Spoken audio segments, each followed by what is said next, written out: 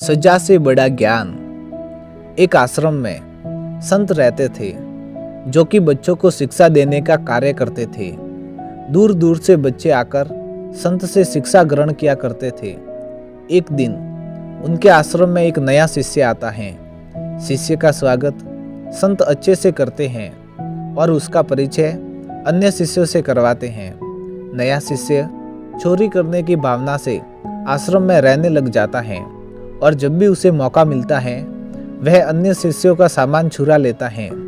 वही एक दिन कुछ शिष्य उसे चोरी करते हुए पकड़ लेते हैं और फौरन संत के पास ले जाते हैं। संत को शिष्य बताते हैं कि किस तरह से वो उनका सामान चोरी कर रहा था।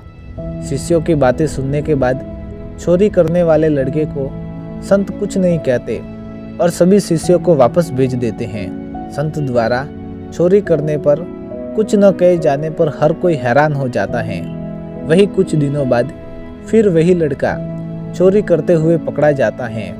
फिर से अन्य शिष्य उसको संत के पास ले जाते हैं और संत से चोरी की शिकायत करते हैं। संत एक बार फिर उसे कुछ नहीं कहते और ऐसे ही छोड़ देते हैं। संत द्वारा चोरी करने वाले लड़के को आश्रम से न निकाल जाने पर अन्य शिष्य नाराज हो जाते हैं और अपनी नाराजगी जाहिर करते हैं। तब संत शिष्यों को समझाते हैं कि वह लड़का इस आश्रम में नया है और बुरी आदत में फंसा हुआ है। व्यक्ति की आदत को बदलने में समय लगता है। इससे पहले ये जहाँ रहता था वहाँ से उसने चोरी करना सीखा है। इस आश्रम में अच्छी बातें पढ़ाई और सिखाई जाती हैं और एक दिन यह लड़का भी अच्छा ज्ञान हासिल करने के बाद सुधर जाएगा।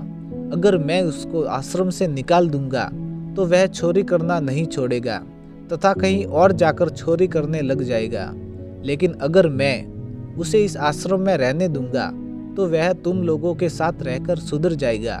संत की बातें सुनकर शिष्यों को अपनी गलती का एहसास हो गया और सभी शिष्यों को यह समझ में आ गया कि अच्छे माहौल में रहने से और अच्छी बातें सुनने से बुरे से बुरा व्यक्ति सही रास्ते पर आ जाता है। सभी शिष्य संत से क्षमा मांगते हैं और वादा करते हैं कि वे उस लड़के को सुधारने में संत की मदद करेंगे। सीख: जिन लोगों के अंदर बुरी आदतें होती हैं उन्हें सजा देने की जगह अच्छा ज्ञान दे ताकि वो सुधर जाए और एक बेहतर इंसान बन पाए। धन्यवाद।